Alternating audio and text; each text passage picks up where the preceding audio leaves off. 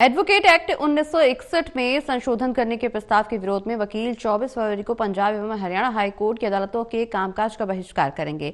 Advocate act 1961 में क्या संशोधन का प्रस्ताव किया गया है जिसका पंजाब एवं Haryana high court bar association विरोध कर रही है। इस बारे में पंजाब एवं Haryana high court bar association के पूर्व अध्यक्ष डॉक्टर दयाल प्रताप सिंह रंधावा से खास बातचीत की हमारे एसोसिएट एडिटर अनिल कुमार ने।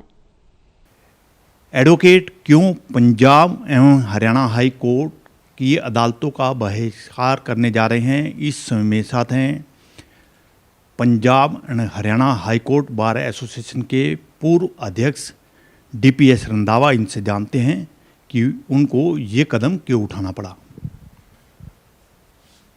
ये Punjab and Haryana high court bar association की तरफ से जो कॉल आई है, जिसमें हमारे एक्टिंग प्रेसिडेंट और ऑनरी सेक्रेटरी साहब ने मैसेज दिया है कि 24 फरवरी को यानी मंडे को वर्क अब्सटेन करने की कॉल दी गई है।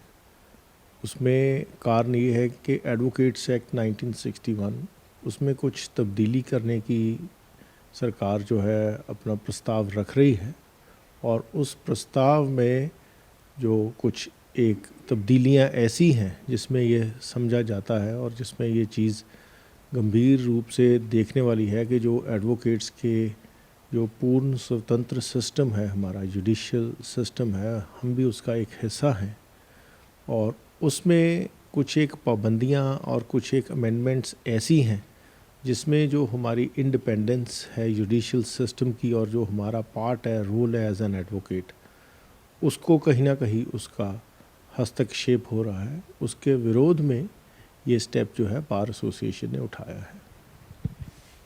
रंधावा साहब, क्या क्या बदलाव करने जा रहे हैं जिसकी वजह से एडवोकेट जो है अदालतों के कामकाज का बहिष्कार करेंगे? एक तो इसमें कोई सेंट्रल कमेटी है जो over and above the bar council of India है। जो बार काउंसिल ऑफ इंडिया है वो democratically elected as per advocates act एक कॉन्स्टिट्यूशनल बॉडी है एडवोकेट्स की। उसके ऊपर और निगरानी से और ज़्यादा उसके ऊपर उसकी इंडिपेंडेंस को चेक करने के लिए और उसको दबाने के लिए जो गवर्नमेंट का प्रेशर है, जो गवर्नमेंट का जो रोल है कि उसमें नॉमिनेटेड मेंबर्स या उसके आगे कोई कमेटी बनाई जाए जो उसको आंसरेबल हो, मेरे ख्याल से ये एक गलत कदम है। इतने जैसे हर स्टेट की बार काउंसिल है, वहाँ से नुमाइंदगी जाती है बार काउंसिल ऑफ इंडिया के लिए, और जो हर स्टेट की बार काउंसिल है वो डेमोक्रेटिकली इलेक्टेड बॉडी है, सब जो उसमें एनरोल्ड एडवोकेट्स हैं उनकी तरफ से। तो इस संदर्भ में अगर देखा जाए तो अपने आप में ये एक कॉन्स्टिट्यूशनल इंडिपेंडेंट बॉडी है। इसके ऊपर किसी तरह का नॉमिनेटेड बॉडी से या नॉमिनेटेड मेंबर्स इसमें और डाल के या कोई इसके ऊपर और कमेटी रख के इसको मैं समझता हूँ एक दबाने की कोशिश है। तो जो इसमें जो जुडिशियल इंडिपेंडेंस है, अगर हम जुडिशरी को बिल्कुल इंडिपेंडेंट मानते हैं और किसी भी डेमोक्रेटिक सेटअप में जो जुडिशरी है ये थर्ड पिलर है, तो पार्लियामेंट हो गया, एग्जेक्टिव हो गई, एंड जुडिशियल जो है वो एक अलग स्तंभ है, तीसरा जो है वो पिलर है डेमोक्रेसी का। तो उसके ऊपर जो उसकी टोटल इंडिपेंडेंस है उसको ये कहीं ना कहीं ये खतरा है।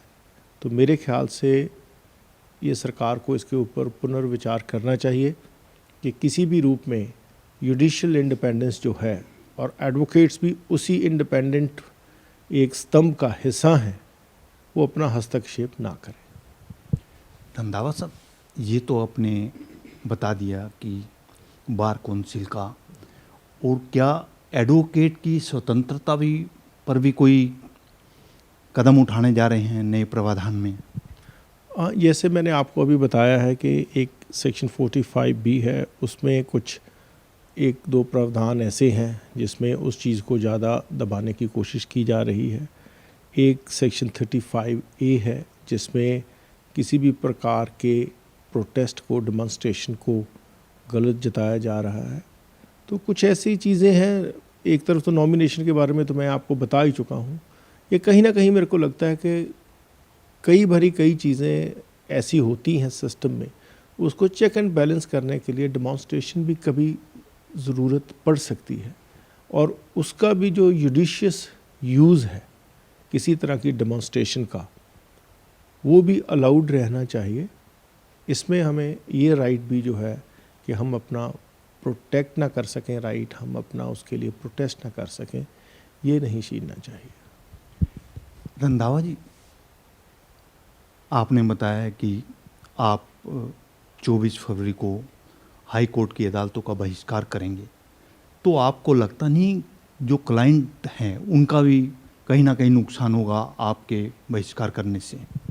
बिल्कुल आप सही कह रहे हैं कि पहली बात तो आपने शब्द आप यूज़ किया है, ये मैं या हम नहीं है, ये तो हमारी बार एसोसिएशन की हमारी जो इलेक्टेड बॉडी है, जिसमें 1 साल के लिए पूरी विजडम के साथ वो काम करते हैं जब उनको ये राइट दिया जाता है, ये उनकी तरफ से कॉल है। और मैं एज ए मेंबर उस चीज़ को समर्थन में उनके साथ खड़ा हूँ, अपनी बार एसोसिएशन के साथ खड़ा हूँ। और दूसरी बात जो आपने अभी कही है कि क्लाइंट्स का भी नुकसान हो सकता है, मैं आपकी बात से सहमत हूँ, नुकसान होता है। और कई बारी कोई लार्जर गुड के लिए, किसी बड़ी अच्छाई के लिए हमें जब लड़ाई लड़नी पड़ती है, तो ऐसा जो कुछ चीज़ें हैं उनको हम ओवरलुक नहीं मैं कह सकता, लेकिन ये कह रहा हूँ कि उसको कम से कम हमें जो बेटर गुड है, जो लार्जर गुड है, उसको संदर्भ में रखते हुए ये स्टेप लिया गया है। और उसमें दूसरी बात ये है कि अगर हम एज एन एडवोकेट किसी दूसरे के हक़ के लिए लड़ाई लड़ रहे हैं या किसी दूसरे को हक़ दिलाने के लिए, न्याय दिलाने के लिए हम दिन रात मेहनत करते हैं, काम करते हैं, तो अगर हम खुद अपने हक़ के लिए नहीं खड़े होंगे तो किसी और के हक़ के लिए हम कैसे लड़ सकेंगे? अगर हमें खुद सबको ये लगे कि हमारे ऊपर हमारे जो हक़ हैं वो छीने जा रहे हैं, अगर हम उसी को नहीं बचा सकते तो जो दूसरे की लड़ाई हम कैसे लड़ेंगे? ये थे मेरे साथ पंजाब एवं Haryana high court bar association के पूर्व अध्यक्ष DPS रंधावा। इन्होंने बताया कि वकील 24 फरवरी को क्यों हाई कोर्ट की अदालतों का बहिष्कार करेंगे। Anil Kumar, total news, Chandigarh.